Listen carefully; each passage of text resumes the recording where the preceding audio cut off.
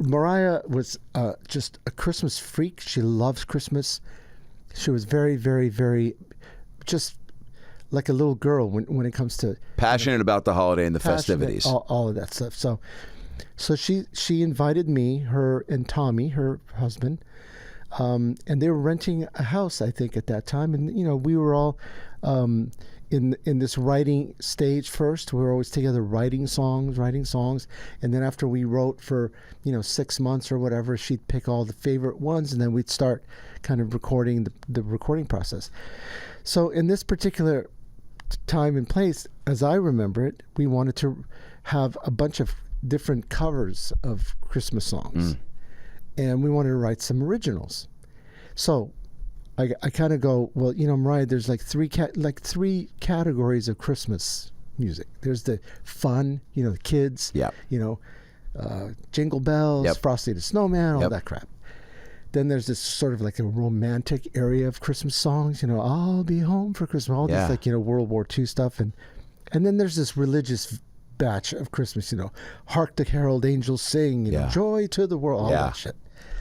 So I go, why don't we write one like that, one like this, and one like that? So we wrote this really beautiful sort of a religious thing. It's called Jesus Born on This Day. And it's very kind of classical, has a kids choir, and it's all beautiful and everything. Then we wrote this really romantic kind of a ballad called Miss You Most at Christmas. I bet that crushed. Yeah, it's a great song. Yeah. And then, we started kind of messing around with the theme of the album was a little gospel, a little kind of like Phil Spector meets, old rock and roll kind of stuff vibe. So we kind of went into that direction. So it kind of like boogie woogie rock and roll piano. And then, we started to play around with this thing. And she started singing, and we sort of, came up with these sections. The verse, then we had this really cool chorus, I just want you for my own. All I want for Christmas is you. And usually, you remember like the moment, like playing that? I remember doing, the piano. It's a really hard song to play. Fuck yeah! Because it's like really fast, and you just got to keep going. Anyway, we got this really great idea out, and she was going to go finish the lyrics, and I was going to go home where I lived in San Francisco. And I'm going to just start plotting out the musical track. Okay, so you laid down a rough draft. Here's the sections. Gotcha.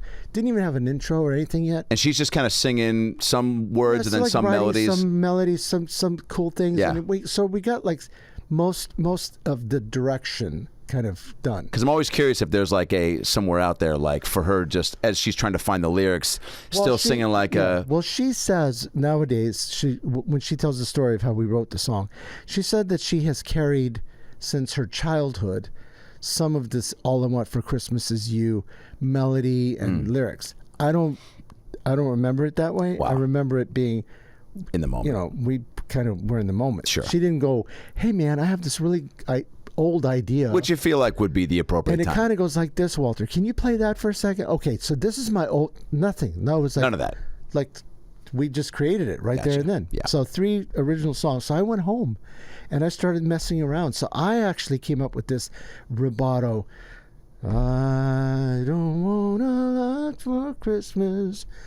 It's almost conducted kind of. Oh yeah, it's epic. It's what people remember most about that song, because anytime you hear that, people get they puff their chest up because they know they're about to belt the chorus. Exactly, and it was a timpani and this is a Jew saying this, by the way. Tubular bells and all these strings and all this stuff.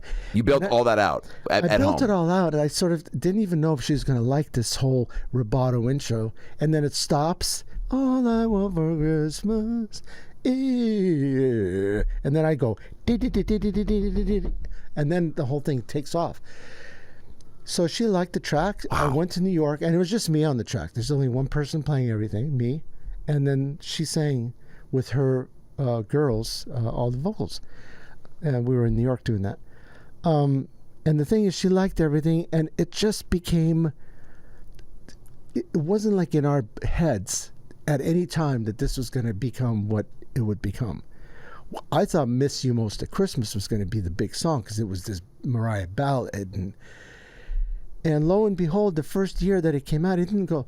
So perpetually, nowadays, it's like exponentially every year. Yes. It's getting bigger and bigger and bigger and bigger. And for the last 3 years in a row, it goes number 1 on the Billboard Top 100 every year. And it's never been done. It's like a World Guinness, whatever, all those records. For how many years has it done that? It goes number 1 as a Christmas song for 25 years now. So it's the number 1 Christmas song every year on the Christmas charts. But it's been going number 1 on the top 100 for the last few years. Mo, I mean, you know, how many times have you heard it, sung it, felt it? Every year. That's what's crazy about it, is that you go, there's certain things in this world, whether it's fucking Pop-Tarts, sex, fucking Tom Hanks, where everyone knows what's up. Everyone's like, yeah, I know of that. I've done that. I've been a part of that. I've experienced that. Yeah. That song is in that same boat. You know, find anyone, like, truly.